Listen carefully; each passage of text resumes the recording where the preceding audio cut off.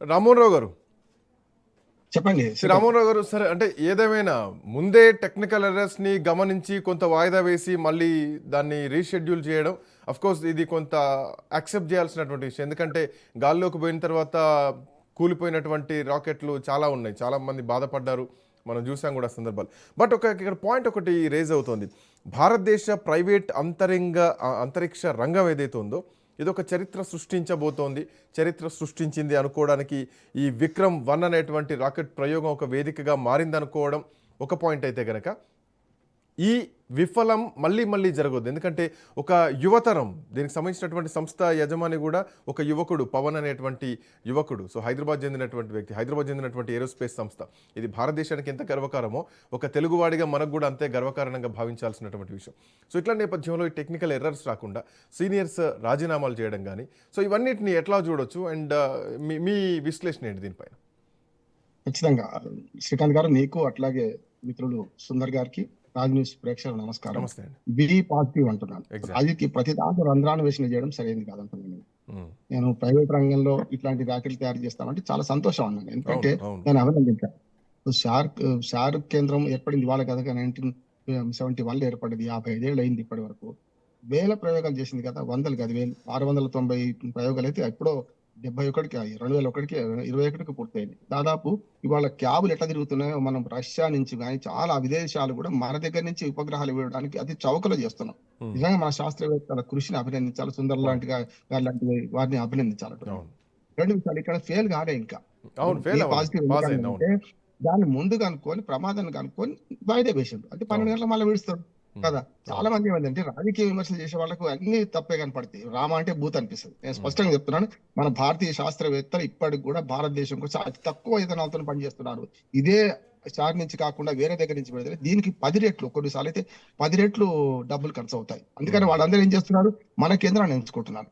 నిజంగా మన కేంద్రం విలువ ఎంత అంటే, నేను విక్రమ్ గురించి మాట్లాడితే మన హైదరాబాద్ తయారు చేసే ప్రయత్నం చేసారు. ఈ ప్రైవేట్ రంగాన్ని అభినందించాలంటున్నా అని మీరు అన్నట్టు ఆ రాజకీయ విమర్శ చేయాల్సుకున్నది. ఎందుకంటే చాలా మంది సీనియర్ శాస్త్రవేత్తల్ని వాళ్ళు రిజైన్ చేసిపోతా అంటే, వాలంటీర్ రిటైర్మెంట్ తీసుకుంటా అంటే పోనిస్తే ఏమవుతుందంటే ఒక పెద్ద ప్రమాదం ఉందంటున్నారు. గతంలో మనకు గవర్నమెంట్ కూడా ఒక సర్క్యులర్ జారీ చేసింది కదా, వెళ్ళడానికి వీల్లేదని చెప్పి. కొంచెం అది నష్టదాయకం అంటున్నారు. ఎందుకంటే రాజకీయ విమర్శ కాకుండా నేను ఒక అనుభవంతో చెప్తున్నాను. ఐడిపిఎల్ లో మన అంజిరెడ్డి గారు లాంటి వాళ్ళు చాలా మంది నిపుణులు ఉండేవాళ్ళు. ఏమైంది, ఐడిపిఎల్ నుంచి వెళ్ళిన ప్రతి వాళ్ళు కూడా పోయి పాఠశాల కానీ అందరూ బయటనేమో మంచి కంపెనీలు పెట్టుకొని సక్సెస్ అయిపోయారు. మన ఐడిపిఎల్ ఎందుకు మూతపడ్డది? ఎప్పుడు కూడా శాస్త్ర సాంకేతిక రంగాలు కానీ, సైన్యం కానీ, మనకు చాలా కీలకమైన రంగాలు, విద్య, ఆరోగ్యం కానీ ప్రభుత్వ రంగంలో ఉండాలి. అప్పుడు చాలా సక్సెస్ ఉంటాయి.